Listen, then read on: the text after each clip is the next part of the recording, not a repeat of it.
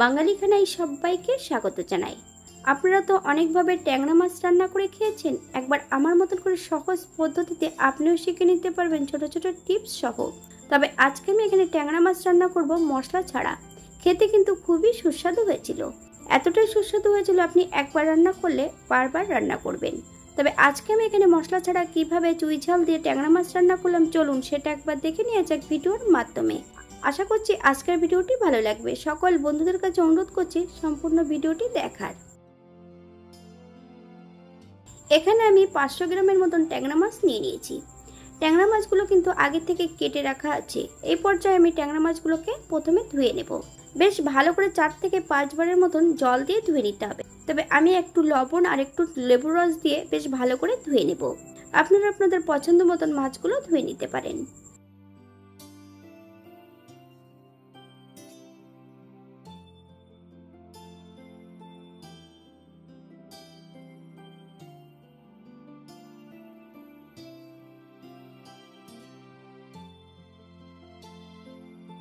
এখানে আমি অর্ধেকটা মাছ নিয়ে নিয়েছি।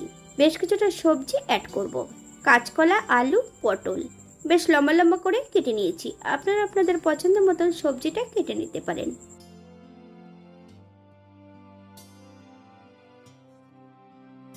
1 চামচ হলুদ গুঁড়ো আর 1 চামচ লবণ অ্যাড করব। 1 চামচ কাঁচা সর্ষের তেল। সবজি ও মাছের গায়ে বেশ ভালো করে লাগিয়ে নিতে হবে।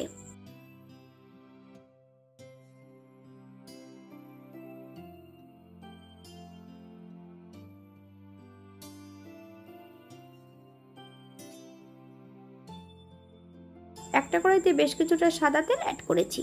হাফ চামচ লবণ। লবণ অ্যাড করলে কিন্তু মাছগুলো কড়াইয়ের নিচটাতে লেগে যাবে না।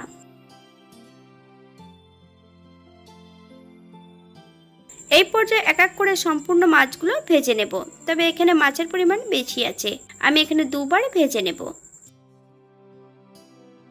বাঙালি রান্না ঘরোয়া উপকরণ দিয়ে। আপনাদের যদি রান্নাগুলো পছন্দ হয় তাহলে চ্যানেলটি একবার সাবস্ক্রাইব করে দিয়ে পাশে থাকবেন। পাশে থাকা বেলটি বাজিয়ে দেবেন, নইলে নিত্য নতুন রান্নার নোটিফিকেশন পাবেন না। আমার এই চ্যানেলে আমিষ নিরামিষ বিভিন্ন ধরনের মিষ্টি রেসিপি দেওয়া আছে, আপনারা একবার চ্যানেলটি ঘুরে দেখে নেবেন। এই পর্যায়ে মাছগুলো তেল থেকে তুলে নেব। আপনারা আপনাদের পছন্দ মতন মাছগুলো ভেজে নিতে পারেন। ফোড়নে রেখেছি সাদা জিরে।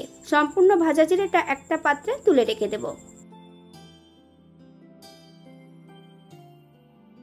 এই পর্যায়ে অ্যাড করব হাফ চামচ রাঁধুনি। আপনারা যদি পছন্দ করেন তাহলে পরিমাণে বাড়িয়ে দিতে পারেন। এই পর্যায়ে সম্পূর্ণ সবজিগুলো অ্যাড করব। তবে শক্ত যে সবজিগুলো আছে সেগুলো কিন্তু আমি প্রথমে অ্যাড করব।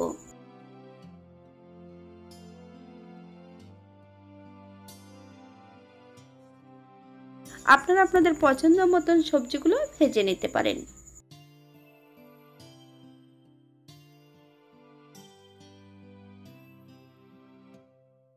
আলু পটল ভাজার মাঝপথে বেশ কিছুটা চুই ঝাল অ্যাড করব। কাঁচকলাগুলোও এই পর্যায়ে অ্যাড করে দেব। একই সঙ্গে মিডিয়াম আঁচে সবজিগুলো বেশ ভালো করে ভেজে নেব।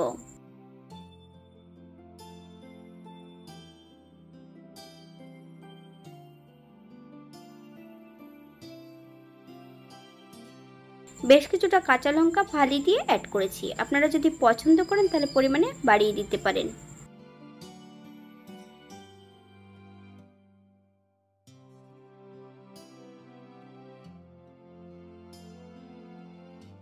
হাফ চামচ লবণ, হাফ চামচ হলুদ গুঁড়ো। আপনার স্বাদ অনুসারে লবণটা অ্যাড করবেন। এই পর্যায়ে অ্যাড করব গ্রেভির জন্য 1 কাপ জল। আপনাদের যতটা গ্রেভির প্রয়োজন আপনারা ততটা জল অ্যাড করতে পারেন। 7 থেকে 8 মিনিটের জন্য মিডিয়াম আঁচে ঢাকা দিয়ে রেখে দেব, যাতে সবজিগুলো সেদ্ধ হয়ে যায়।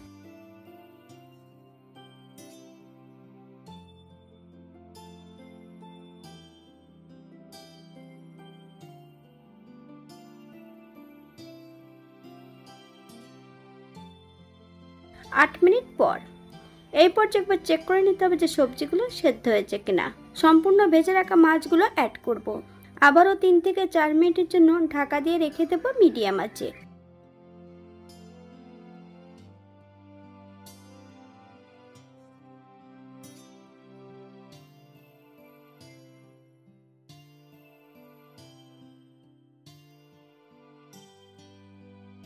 ভেজে রাখা সম্পূর্ণ জিরের সঙ্গে এক টুকরো চুই ঝাল বেশ হাতা দিয়ে চেপে অ্যাড করেছি।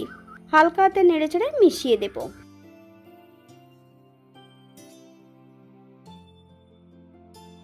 এই পর্যায়ে গ্যাসের ফ্লেমটা অফ করে দিয়ে 5 মিনিটের জন্য স্ট্যান্ডিং টাইম দেব, তারপর সার্ভ করব। এটা দেখতে যেমন ভারী সুন্দর হচ্ছে, এটা গরম ভাতে খেতে কিন্তু অসম্ভব ভালো।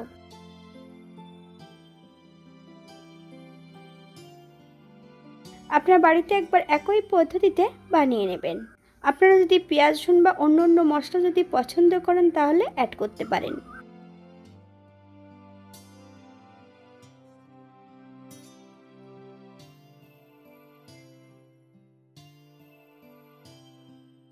আজকের ভিডিওটি এই পর্যন্ত। সবাই সুস্থ থাকবেন, ভালো থাকবেন।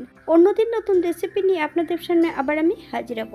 নতুন ও পুরনো সকল বন্ধুদের অসংখ্য ধন্যবাদ ভিডিওটি দেখার জন্য। হাতে যদি সময় থাকে তাহলে এটা লাইক, কমেন্ট, শেয়ার করবেন।